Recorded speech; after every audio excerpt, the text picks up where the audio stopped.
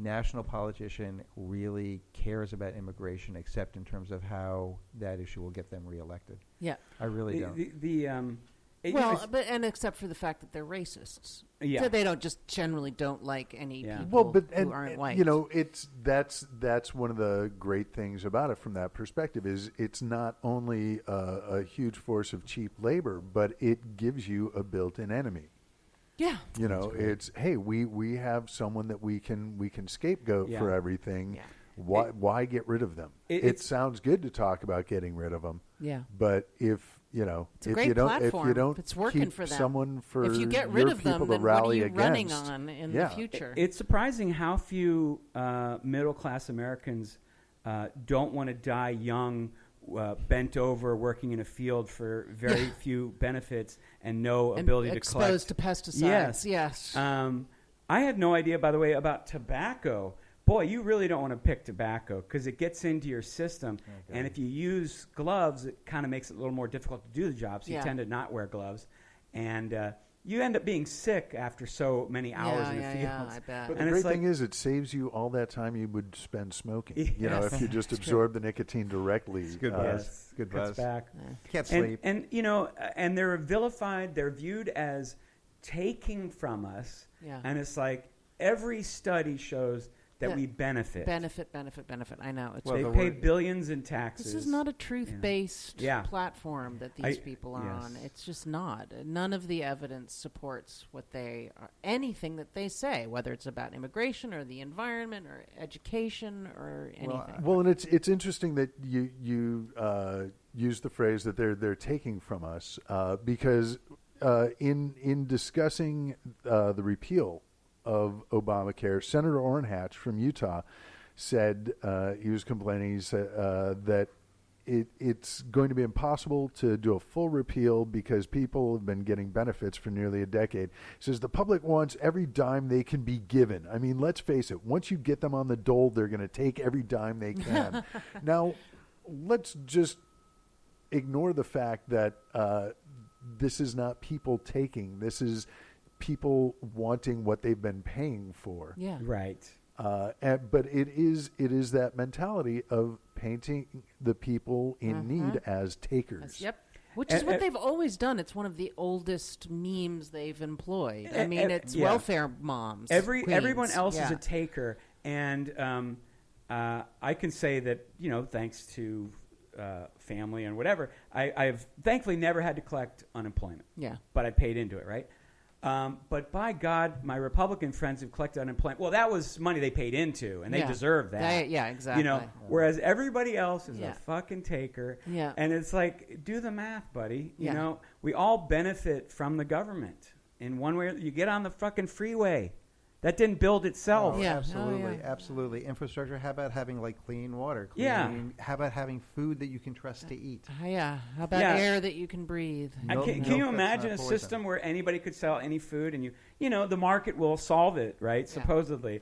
And it's like, too bad about your kid. Yeah. It's like, what you do is you buy a lead test kit. You run all your food through your lead test kit. You got to be responsible for yourself. Yeah, that's called taking responsibility. Then you got to make sure it doesn't have asbestos because it was packaged in an old factory. But it's creating jobs for the lead test kit industry. Right. That's right. And that'll trickle down to the rest of us from the lead test kit people. Well, speaking of government subsidized industries, something you brought up before the show today was that our blessed Attorney General Jeff Sessions wants to restart the drug war. Mm-hmm. Yep. Because those federal prisons aren't going to pay for themselves. We don't want them to start getting those inmates we have left to get lonely in there. We want to give them lots of roommates. Yeah, well, I think under Obama they stopped private prisons. They were starting to.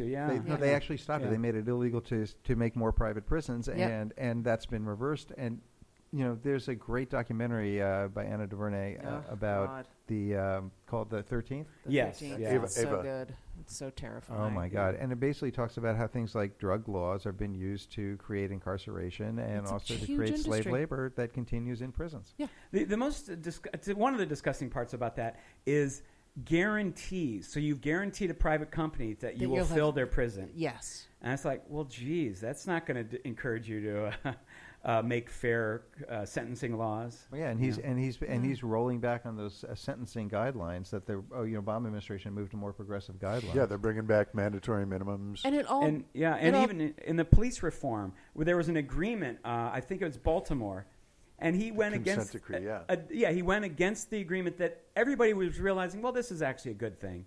They are fucking evil. That's all I had to say. It's all dovetails perfectly, though. The drug war, racism, private prisons, police state, illegal search and seizure, all of this stuff. It's all of a piece. It's all a complete system that works. And, to interrupt that system that's hard. That's hard stuff. I mean, it has to happen, but... Hopefully we can do it politically. Maybe there has to be some 1%ers' heads on pikes. Yeah. Bring back the guillotine. Yeah, and line the freeway with the heads of those corporations. Wait, I thought Trump was King Joffrey. I'm getting confused now. No, I'm advocating for it. Yeah.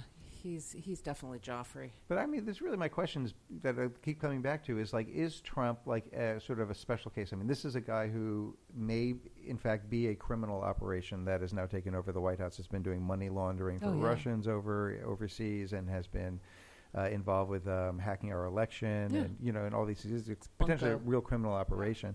Now, my question is that separable from the Republican Party at itself, that level, or are we just going to prosecute him as an individual, or is it the epitome of it, which is the idea of everything for myself? It's the big difference between Republicans and Democrats, right? Is the idea of the individual. It's always freedom versus liberty, freedom versus equality. That's like a liberty versus equality. That's a big question in this country, going back to the founding days, right? And the sort of Western frontier idea, the Republican idea of it's about the man, maybe the woman, but typically the man, making their way in a frontier world, right? Yeah. Through the wilderness, breaking ground, and you don't want to stop them, don't want to get in the way, don't want to do anything. And the more democratic idea, which I think, Roosevelt kind of solidified, was the idea of, hey, we are all in this together, and we've got to, those who have been fortunate are fortunate because this country has given them the ability to be fortunate through infrastructure, through labor force, through liberalization of laws and all that. And through a rich father. That too. I mean, it really is the age of individualism, and he's the ultimate expression of that, Trump. And I think maybe, because the American public is so indoctrinated in this idea, this rags to riches, the bold individualist, that's been our cultural paradigm for so long. And I don't think that there are any bold individualists on the Democratic side. I mean, it is a much more of a collective organ. Well, it's a lot easier to be bold when you get $14 million from your dad. That gives you a little bit more leeway in terms of how bold you can be. Well, I think there are bold individualists on the Democratic side, but I think what you find when you kind of look at their businesses is they do have a sense of the collective worth, right? Like the guy who raised everybody's salary at his company a few years ago, and it ended up making his company richer, not poorer. Yeah. Oh, yeah. No, I'm not talking about what is actually the truth. I'm just saying we're caught up in this delusion where we sort of lionize an individual. We can't get over back to this whole culture of celebrity thing. We are so transfixed by that ideal that we lose track of the fact that we really are part of a collective, and we rely on health insurance, which is a collective exercise, paying taxes, and government, which is a collective. We're not. This is they vilify all of it. Even something to me, I thought, everybody would be for public education. Right. You want educated people.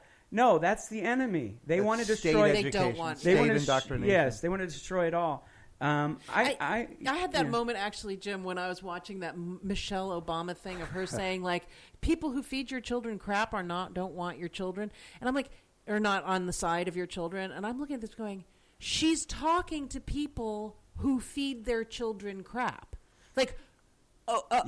no. They're all at Hardee's right now for breakfast. What are we holding up? I mean, she's right, but collectively, this country is not about making good food choices. We don't give a shit. We eat fast food. Our diet is terrible.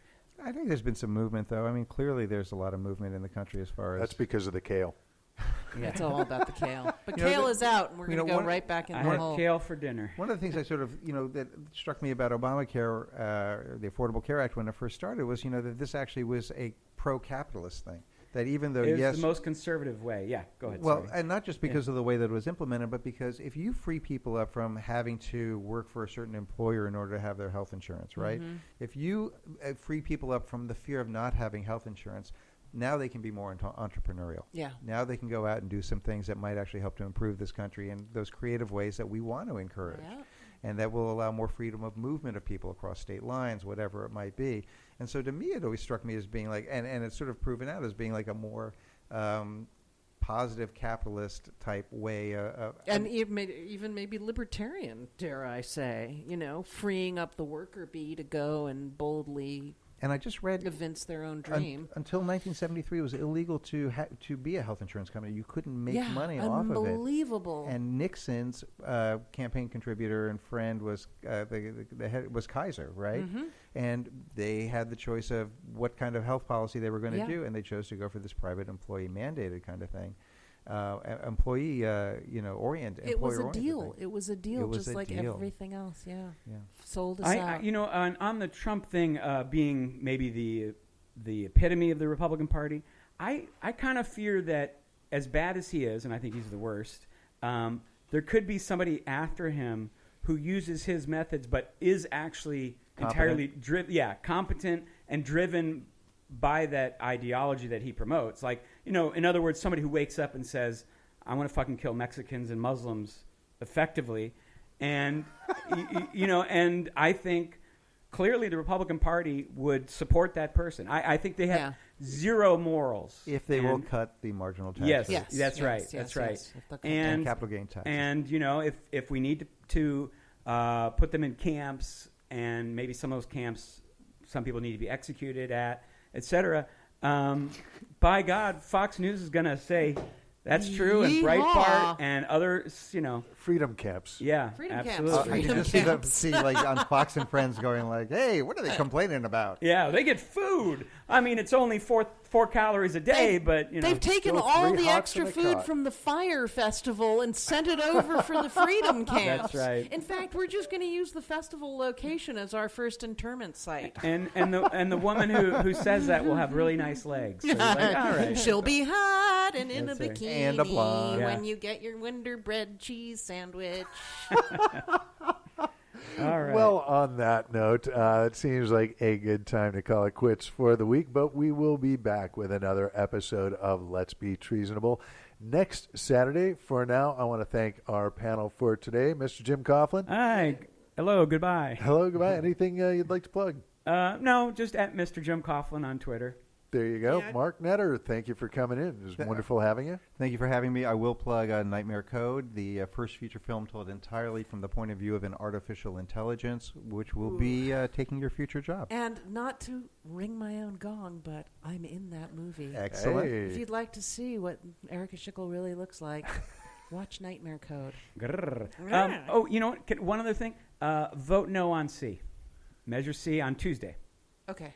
Which is that? It's a bogus police reform that will in fact make it easier for bad cops to get off. Oh, yeah. Okay. Get off in what way? from their misconduct charges. I was going to add some people into find a tissue, that very but exciting. I'm done. I got nothing to promote. Not but only are you done, you are Erika come Schickel. follow me Thank on you for Schickety coming on in. Twitter, and have a wonderful and terrifying week. Thank you very much. And I am Dr. David Robinson. And as I said earlier, we will be back with another episode of Let's Be Treasonable next week. For now, thanks for tuning in. If you liked what you heard, tell your friends. If you don't, keep it to yourself. Take care of yourselves. Goodbye, everybody. Bye.